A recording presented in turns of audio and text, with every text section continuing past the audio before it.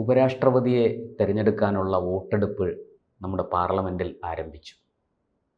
ഈ cross vote നടക്കുമെന്നും ഇല്ലെന്നുമുള്ള അഭ്യൂഹങ്ങൾ പരന്നിരിക്കുകയാണ്. പക്ഷേ നമുക്ക് ഇവിടെ അറിയാനുള്ളൊരു കാര്യം, ഡോക്ടർ ശശി തരൂർ MP ആർക്ക് വോട്ട് ചെയ്യും? BJP സ്ഥാനാർത്ഥി CP രാധാകൃഷ്ണൻ വോട്ട് ചെയ്യുമോ? അതോ കോൺഗ്രസിൻ്റെ സ്ഥാനാർത്ഥി റിട്ടയർഡ് ജസ്റ്റിസ് സുദർശൻ റെഡ്ഡിക്ക് വോട്ട് ചെയ്യുമോ? എന്തായാലും വരുന്ന വാർത്തകൾ അനുസരിച്ച് കേരളത്തിലെ കോൺഗ്രസ് MP മാർ ഒരുമിച്ചെത്തിയാണ് വോട്ട് ചെയ്യുന്നത്. കാരണം ഇനി ശശി തരൂരിനെയും അതോടൊപ്പം തന്നെ മറ്റ് നേതാക്കളെ നിരീക്ഷിക്കാനാണോ എന്നും സംശയമുണ്ട്. കാരണം കേരളം പഴയ കേരളമല്ല, പുതിയ കേരളമാണ്. രാഷ്ട്രപതി തെരഞ്ഞെടുപ്പിൽ വരെ BJPക്ക് അനുകൂലമായി BJP നിർത്തിയ രാഷ്ട്രപതി സ്ഥാനാർത്ഥിക്ക് അനുകൂലമായി വോട്ട് ചെയ്തത് MLA മാർ ഉൾപ്പെടെയുള്ള സ്ഥലമാണ് നമ്മുടെ കേരളം. അങ്ങനെ വെച്ച് നോക്കുമ്പോൾ ഡൽഹിയിലേക്ക് പോകുമ്പോൾ പല നേതാക്കളും സ്വാഭാവികമായി മാറാനുള്ള സാധ്യതയുണ്ട്. ഈ ഉപരാഷ്ട്രപതി തെരഞ്ഞെടുപ്പുമായി ബന്ധപ്പെട്ട ആദ്യം ഉയർന്നു കേട്ട പേര്, കേരളത്തിൽ ഉൾപ്പെടെ ചർച്ചയായ പേര് ശശി തരൂരിൻ്റെതായിരുന്നു. കാരണം ജഗദീപ് ധൻഖർ രാജിവയ്ക്കും മുൻപ് തന്നെ ഉപരാഷ്ട്രപതിയായി ശശി തരൂർ വരുമെന്ന രീതിയിലുള്ള ചർച്ചകൾ ഉണ്ടായിരുന്നു. അപ്പോഴേക്കും ഇദ്ദേഹം രാജി പ്രഖ്യാപിച്ചപ്പോൾ എല്ലാവരും കരുതിയതാ ഉടൻ തന്നെ ഇത് ശശി തരൂരിനെ ആ പദവിയിലേക്ക് എത്തിക്കാനുള്ള ശ്രമമാണ്. കുറച്ച് നാളുകളായി തന്നെ അദ്ദേഹം തുടർച്ചയായി തന്നെ BJP അനുകൂല പ്രസ്താവനയുമായി വന്നപ്പോൾ എല്ലാവരും പറഞ്ഞിരുന്നു ഒന്നെങ്കിൽ UN-യുമായി ബന്ധപ്പെട്ട എന്തെങ്കിലും ഒരു സുപ്രധാന പദവിയിലേക്ക് വരുമെന്ന്. അത് അവസാനം അദ്ദേഹം തന്നെ പറയുകയാണ്, ഞാൻ ആ പദവിയിൽ എത്തില്ല, അങ്ങനെ ഒരു പദവിയിൽ എത്തണമെങ്കിൽ 2040 കഴിയണം ഒരു ഏഷ്യൻ പൗരൻ ആ പദവിയിലേക്ക് എത്താൻ. അപ്പോൾ എല്ലാവരും കരുതി അങ്ങനെ രണ്ടാമത്തെ ഓപ്ഷനായി ഉപരാഷ്ട്രപതിയിലേക്ക് ചിലപ്പോൾ എത്താനുള്ള സാധ്യത ഉണ്ട്. ആ ഘട്ടത്തിലായിരുന്നു ജഗദീപ് ധൻഖറിന്റെ രാജിയും ഉണ്ടായത്. പക്ഷേ ആ ചർച്ചകൾക്കൊടുവിൽ അദ്ദേഹം തന്നെ വ്യക്തമാക്കി, ഒരു RSSകാരനല്ല, ഒരു BJPക്കാരൻ തന്നെ ആ പദവിയിലേക്ക് വരുമെന്ന് പറഞ്ഞു. അവിടെയും അദ്ദേഹമാണ് വ്യക്തമാക്കിയത്. അതിനെക്കുറിച്ച് പ്രതികരിക്കാൻ BJP തയ്യാറായില്ല. ഇപ്പോൾ BJPയുടെ കാര്യങ്ങളായാലും വിദേശകാര്യ കാര്യങ്ങളായാലും അദ്ദേഹമാണ് കൃത്യമായി ദേശീയ തലത്തിൽ സംസാരിക്കുന്നത്. നമുക്കറിയാം, പെഹൽഗാമുമായി ബന്ധപ്പെട്ടും മറ്റും വിഷയങ്ങളിൽ ഉണ്ടായപ്പോൾ ഇദ്ദേഹത്തിന്റെ പ്രതികരണമായിരുന്നു കൃത്യമായി ഉണ്ടായത്. ഇപ്പോൾ ഏറ്റവും അവസാനം അമേരിക്കയുമായുള്ള തീരുവ പ്രശ്നത്തിൽ പോലും കൃത്യമായി അമേരിക്കയ്ക്ക് മറുപടി കൊടുക്കാൻ ഇദ്ദേഹത്തിന് കഴിയുന്നുണ്ട്. അങ്ങനെ വിദേശകാര്യ വിഷയമായാലും ദേശീയ വിഷയത്തിലായാലും ഇദ്ദേഹം കൃത്യമായി ഇടപെടുന്നുണ്ട്. നിലപാട് കൃത്യമായി അദ്ദേഹം പറയുന്നുണ്ട്. BJPക്ക് അനുകൂലമായി പറയുന്നുണ്ട്.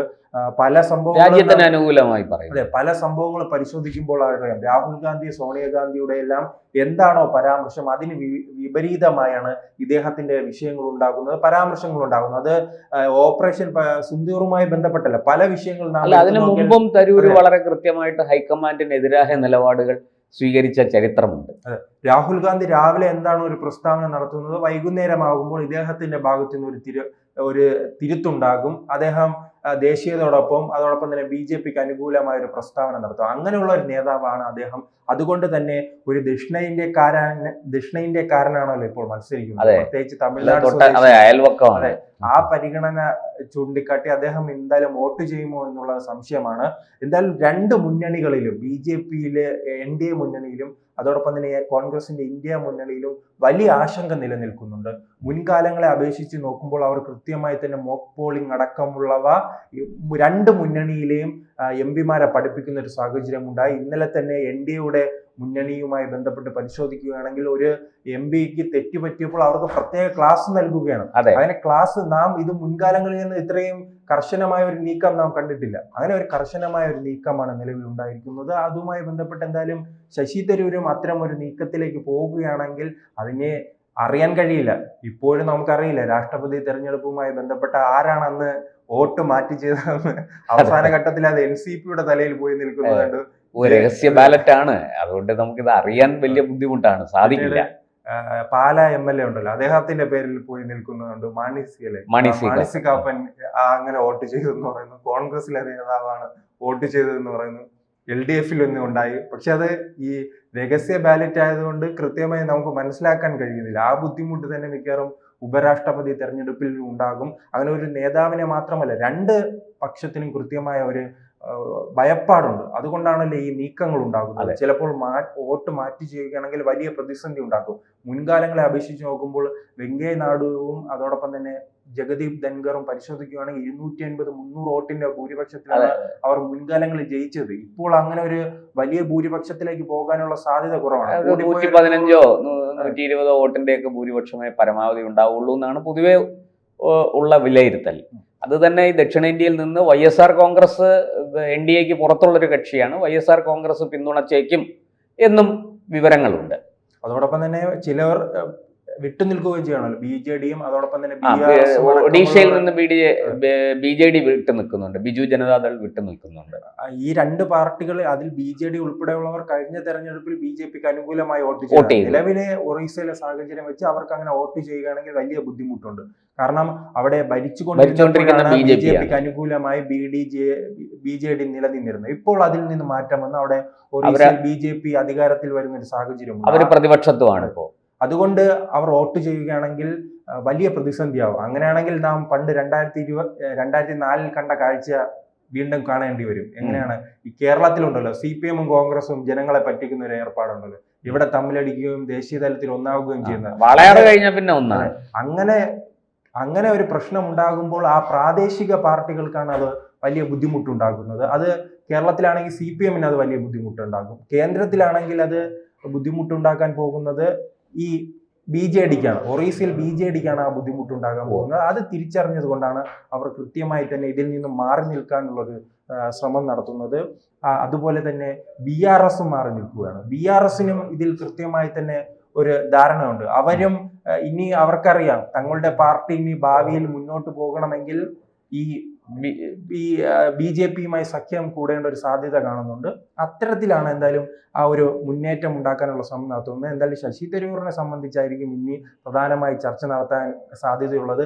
എവിടെയെങ്കിലും ഒരു വോട്ട് മാറി ചെയ്താൽ തന്നെ ഇനി ഇദ്ദേഹത്തിന്റെ തലയിൽ വരാനുള്ള സാധ്യതയുണ്ട്. പ്രത്യേകിച്ച് നമുക്കറിയാം ഈ കുറച്ചു നാളുകളായി തന്നെ ഇദ്ദേഹം ശശി തരൂർ കോൺഗ്രസിന്റെ നേതൃത്വവുമായി വലിയ രീതിയിലുള്ള പ്രതിസന്ധിയുണ്ട്. പ്രത്യേകിച്ച് AICCയുടെ തെരഞ്ഞെടുപ്പിന് പിന്നാലെയാണ് ഈ പ്രതിസന്ധി ഉണ്ടാകുന്നത്. അദ്ദേഹം ആഗ്രഹിച്ചിരുന്നതാണ് ഈ സ്ഥാനം. പക്ഷെ നെഹ്റു കുടുംബത്തിന് അങ്ങനെ ഇദ്ദേഹം ആ സ്ഥാനത്തിലേക്ക് എത്തുന്നത് താല്പര്യമില്ല. അവിടെ ഒരു മത്സരം ഉണ്ടാകരുത് എന്ന് പോലും അവർ ആഗ്രഹിച്ചിരുന്നു. അദ്ദേഹം നെഹ്റു കുടുംബം നോമിനേറ്റ് ചെയ്യുന്നു. ഖാർഗെ വീണ്ടും അവിടെ പ്രസിഡന്റായി വരണമെന്നായിരുന്നു അവരുടെ ആഗ്രഹം. പക്ഷെ അതിനൊരു തിരിച്ചടി നൽകുന്ന രീതിയിലാണ് ശശി തരൂർ നീക്കങ്ങൾ ഉണ്ടായത്. അപ്പോൾ ഈ കേരളത്തിലും പലരും പറയുന്നുണ്ട് വരുന്ന നിയമസഭാ തെരഞ്ഞെടുപ്പ് കാലത്ത് അദ്ദേഹം BJPയിലേക്ക് വരുമെന്ന് പറയുന്നു. അതോടൊപ്പം തന്നെ അല്ലാതെ സ്വന്തം പാർട്ടി രൂപീകരിക്കുമെന്ന് പറയുന്നു. എന്തായാലും അത് ഇത്തരം ഇനിയുള്ള നീക്കങ്ങളെ മുൻനിർത്തിയായിരിക്കും അദ്ദേഹത്തിന്റെ ഭാവി ഉണ്ടാവുക. പക്ഷെ എന്തായാലും അത് ഉപരാഷ്ട്രപതി എന്തായാലും BJPയിൽ നിന്ന് തന്നെ തെരഞ്ഞെടുക്കാനുള്ള സാധ്യതയുണ്ട്. കൃത്യമായി തന്നെ ഭൂരിപക്ഷമുണ്ട്. പക്ഷെ ഈ ഏതെങ്കിലും ഭാഗത്ത് നിന്ന് വോട്ട് മാറി ചെയ്യുന്നതാണ് ഇനി BJPയിൽ കുറയുകയാണെങ്കിൽ അത് ഇന്ത്യ മുന്നണിക്ക് വലിയ ഊർജ്ജം നൽകും. വോട്ടർ അധികാരം മറിച്ചും ഇന്ത്യ മുന്നണിയിലും അങ്ങനെ സംഭവിച്ചാൽ അത് NDAക്ക് വലിയ ഊർജ്ജം നൽകും. കഴിഞ്ഞ ലോക്സഭാ തെരഞ്ഞെടുപ്പ് കാലത്ത് ഇന്ത്യ മുന്നണി ഒരു ഉണർവ് ഉണ്ടായിട്ടുണ്ട്. ആ ഉണർവ് പിന്നീട് പല തെരഞ്ഞെടുപ്പിലൂടെ അസ്തമിച്ചെങ്കിലും വീണ്ടും വോട്ടർ അധികാര യാത്രയിലൂടെ ആ മുന്നണിയുടെ പവർ ഒന്നും കൂടെ വർദ്ധിച്ചിരിക്കുകയാണ്. പക്ഷേ ആ തിരിച്ചു പിടിക്കുന്ന ആ ശക്തി ചിലപ്പോൾ ഇന്നൊരു വോട്ട് മാറി കുറവ് ലഭിക്കുകയാണെങ്കിൽ അത് വീണ്ടും വലിയ പ്രശ്നത്തിലേക്ക് പോകാനുള്ള സാധ്യതയുണ്ട്. തീർച്ചയായിട്ടും. കൂടുതൽ വാർത്തകളും വിശേഷങ്ങളും നിങ്ങളിലേക്ക് എത്താൻ ABC മലയാളം സബ്സ്ക്രൈബ് ചെയ്യുക, ബെൽ ബട്ടണും അമർത്തുക.